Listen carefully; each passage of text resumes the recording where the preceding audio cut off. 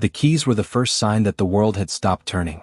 They lay on the cold pavement outside an apartment in Westminster, Colorado, dropped, forgotten, or perhaps ripped away. But inside, everything was eerily still. Her favorite shoes were by the door. Her phone was resting on the bed. Everything Annette Marie Valdez needed to live her life was still there, but Annette was gone. It was the beginning of a nightmare that would leave a community gasping for air and a family demanding to know how a mother could simply evaporate into the winter night. To the world, she was a headline. To 3 young girls, she was the entire world. Annette Marie Valdez was 37 years old, a woman whose life was defined by the fierce, protective love she held for her daughters. Friends describe her as the glue, the person who showed up, the mother who never missed a beat, and a woman who had spent years trying to build a sanctuary for her family. She wasn't just a victim, she was a survivor who had fought through years of turbulence to ensure her girls had a future. But in the late days of November 2024, that sanctuary was about to be breached. Thanksgiving Thursday. For most, it was a day of gratitude. For Annette, it began as a typical holiday. She was dressed in comfortable clothes, preparing for the day ahead. At 10 a.m., she's seen in the area of her apartment. By the afternoon, the texts to family were normal, short, loving, routine. But as the sun began to set over the Rockies, the digital trail started to go cold. One final message sent, a phone left on a mattress, and then, silence. By Friday morning, the silence wasn't just unusual, it was deafening. No morning coffee, no school prep, no I love yous. Just an empty apartment and a set of keys sitting on the concrete like a discarded warning. As the police began to canvass the neighborhood, the family's panic hit a breaking point. They didn't just fear she had wandered off, they knew exactly who might have taken her. They looked at the calendar and realized a terrifying truth. Exactly 7 days earlier, just 1 week before Annette vanished, a man named Thomas Perales had walked out of a jail cell and back onto the streets. He was the father of her children, a man with a decade-long history of violence, and he was now a free man. The search was no longer about a missing person. It was a race against a man the system had let go. To understand the end of Annette Valdez's life, we have to travel back a decade, long before the headlines, into the shadows of a relationship that was less of a romance and more of a hostage situation. Thomas Perales didn't become a monster overnight. His criminal biography is a thick, dusty volume of red flags that the state of Colorado kept filing away in cabinets. It started with the small things, or what the law considers small. A verbal altercation in 2014. A smashed phone. A door kicked off its hinges. But quickly the violence evolved. We see a pattern emerge. A cycle of terror followed by a brief stint in a cell, followed by a release that felt like a green light. Year after year, the charges grew more descriptive, more haunting. Harassment turned into third-degree assault. Assault turned into a violation of a protection order. A phrase that, in this case, would eventually lose all meaning. For 10 years, Thomas Perales was a revolving door in the justice system. A man who viewed stay away orders not as a legal boundary, but as a personal challenge. He wasn't just a partner, he was a predator in plain sight, and the paper trail he left behind was soaked in the fear of a woman who knew exactly how this story was going to end. If you want to know what a systemic failure looks like, you look at the number 67. 67 times.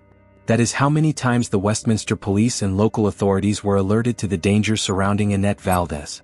67 times the phone rang. 67 times a report was typed. 67 opportunities to bolt the door shut and throw away the key.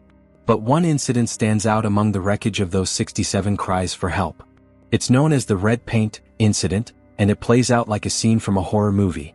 Imagine Annette inside her home, her sanctuary, only to look out and see Thomas Perales at the door. He isn't just screaming, he's armed with a knife. He begins to splash red paint across the entrance, a visceral, bloody omen of what he intended to do. He tries to hack his way inside, the blade biting into the wood while her children are just feet away.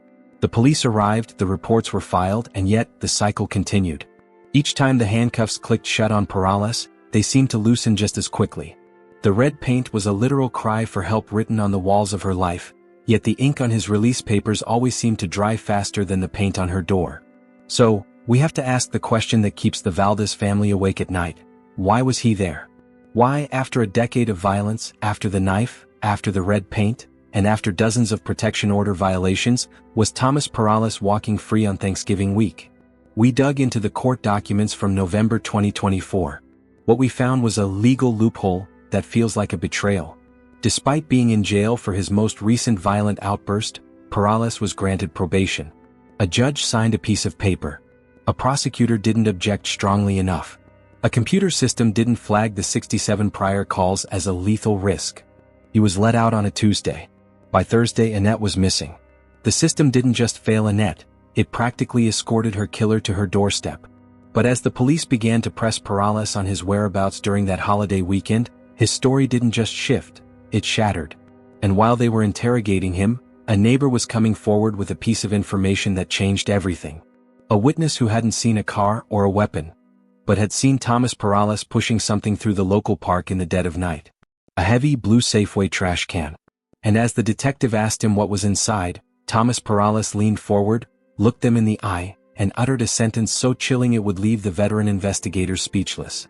When the wheels of justice turn slowly, a family's desperation turns into a force of nature. For the first few days, while the official reports sat on desks and the missing person protocols were being cross-checked, Annette's family didn't wait. They couldn't. They knew that in cases like this, time isn't just a measurement, it's the enemy. They flooded the streets of Westminster. They turned social media into a digital search party, posting Annette's face until it was impossible to ignore. They were the ones on their hands and knees in the dirt. They were the ones walking the perimeter of Willow Park, calling her name into the biting Colorado wind. It was a grassroots mobilization fueled by a terrifying intuition. Her sisters, her mother, her friends, they weren't just looking for a missing woman. They were looking for a mother who would never, under any circumstances, leave her 3 girls behind. They handed out thousands of flyers, their fingers numbing in the cold, while the police kept their cards close to their chest. The community felt the tension, a thick, suffocating cloud over the neighborhood. Every time someone spotted a piece of clothing in a ditch or a discarded bag in an alley, hearts stopped. They were searching for a miracle, but deep down they were preparing for a nightmare. While the family searched, a witness was sitting in the shadows of their own memory, trying to make sense of something they had seen on the night the world went quiet. A neighbor eventually came forward with a story that would send a shiver down the spine of the entire investigation. They described a man. Not a man running, not a man hiding, but a man working. In the dead of night, through the flickering light of the street lamps, this witness watched as a figure struggled with a heavy blue Safeway trash can. The man had placed it inside a metal shopping cart, the wheels screeching against the asphalt, a sound that, in hindsight, was the only scream Annette was allowed to have.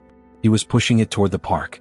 It was a bizarre, mundane sight, someone moving trash in a shopping cart, and in a world where we are taught to mind our own business, the witness watched, wondered, and then looked away. Why didn't anyone stop him? Because evil often hides in the most boring, everyday actions. But as the police began to connect the dots, that screeching shopping cart became the focal point of the entire mystery. Thomas Perales wasn't just moving trash, he was parading his reality through the very streets where his children slept. The search ended on December 4, 2024. It didn't end with a reunion or a tearful embrace.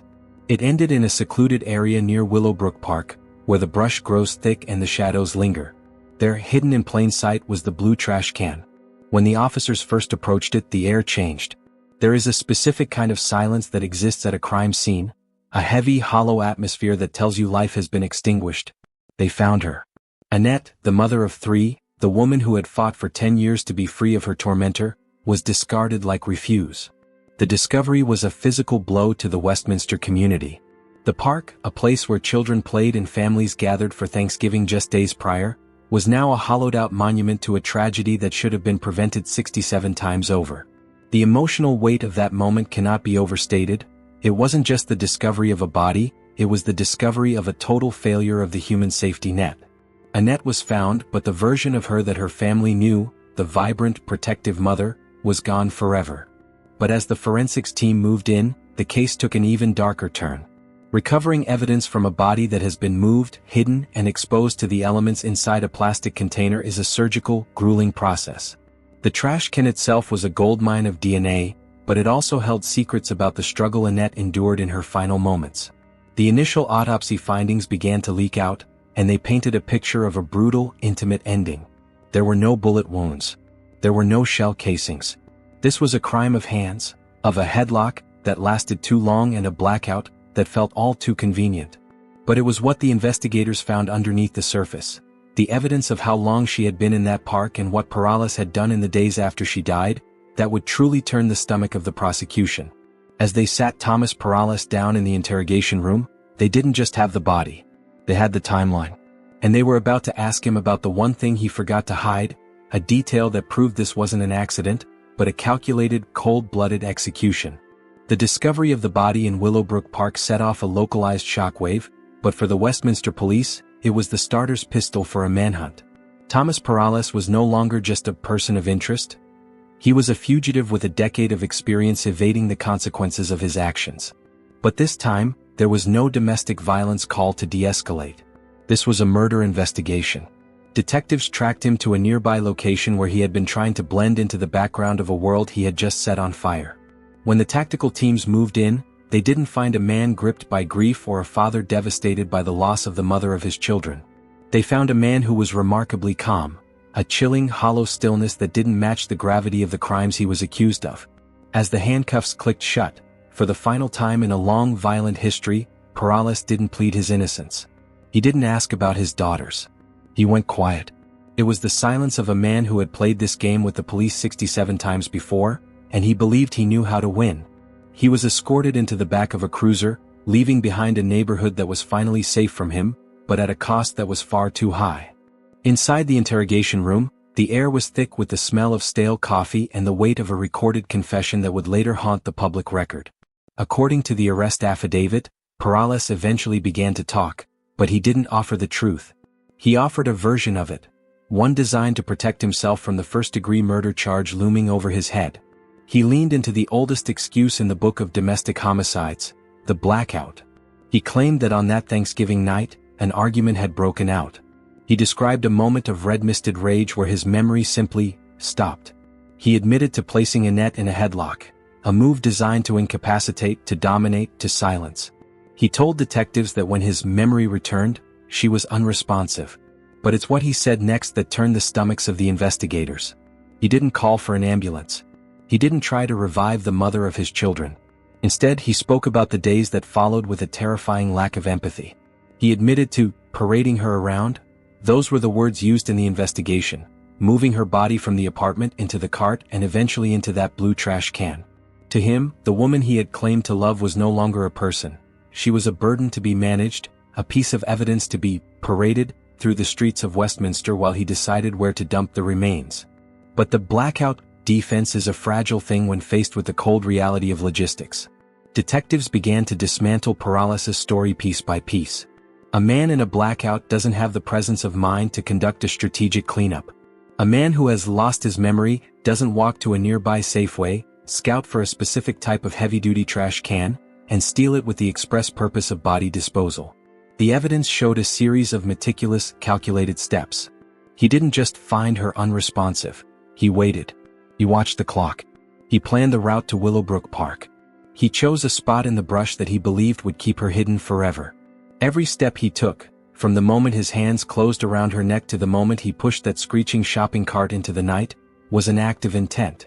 It wasn't a loss of control, it was the ultimate exercise of it. However, as the detectives pushed him further, they realized Perales had made one final arrogant mistake. He thought he had erased the trail. He thought the blackout would save him from the life sentence he deserved. But there was a digital footprint he hadn't considered, a secret hidden within his own phone that proved he had been thinking about this crime long before Thanksgiving dinner was ever served. As the handcuffs locked and the prison doors prepared to swing shut on Thomas Perales, the true cost of this crime began to settle in, not in a courtroom but in the lives of 3 little girls who woke up to a world that was suddenly violently empty. We talk about the victim and the perpetrator, but we often forget the collateral damage left in the wake of such brutality. These 3 daughters didn't just lose their mother, their protector, their primary caregiver, their sanctuary. They lost their father to the very act that stole their mother. Where are they now? They are in the hands of a family that is grieving even as they try to be strong, children forced to process a level of trauma that most adults couldn't fathom. They are the living legacy of Annette Valdez, left with memories of a Thanksgiving that never ended and a father whose name they may one day choose to forget. The tragedy of these children is the silent heartbeat of this case. Every milestone they reach, every graduation, every heartbreak, every success, will be marked by the shadow of the man who chose his own rage over their future. They are the survivors of a war they never asked to be part of, living reminders that when domestic violence claims a life, it ripples through generations. But beyond the grief, there is a growing, burning demand for accountability. The case of Annette Marie Valdez has sparked a conversation in Colorado and across the nation that can no longer be ignored. We have to look at the Annette's Law concept, the idea that a history of 67 police calls should trigger an automatic high-risk protocol that no judge can override. We have to ask why probation was even an option for a man who had treated protection orders like suggestions. The system in place was designed to give second chances, but in this case, it gave a predator a 68th chance at the expense of a mother's life. Change isn't just necessary, it's urgent. We need to close the gaps in communication between local police and the courts. We need to ensure that when a woman cries for help, not once but dozens of times, the system actually hears her. Annette did everything right. She called, she reported, she sought orders of protection. She followed the rules of the law, but the law didn't follow her into that apartment on Thanksgiving. Her story is a catalyst, a rallying cry for a future where safety isn't just a word on a document, but a promise kept by the state. If you have made it this far with us through Annette's story, thank you for bearing witness. These stories are difficult to hear, but they are vital to tell. If this deep dive has touched you, or if you believe that the system needs to change for women like Annette, please take a moment to like this video and subscribe to the channel. It might seem like a small gesture, but it is the fuel that allows us to keep digging, to keep researching, and to keep bringing these stories into the light. Share this video on your social platforms, not just for the views but for the awareness. You never know who in your circle might be living through their own red paint incident right now, and seeing this could be the sign they need to reach out. As we close this chapter, look at the resources on your screen. If you or someone you know is in danger, please do not wait. Reach out to the National Domestic Violence Hotline. There is no shame in seeking safety. Annette Marie Valdez was more than a headline. She was a mother, a daughter, and a friend.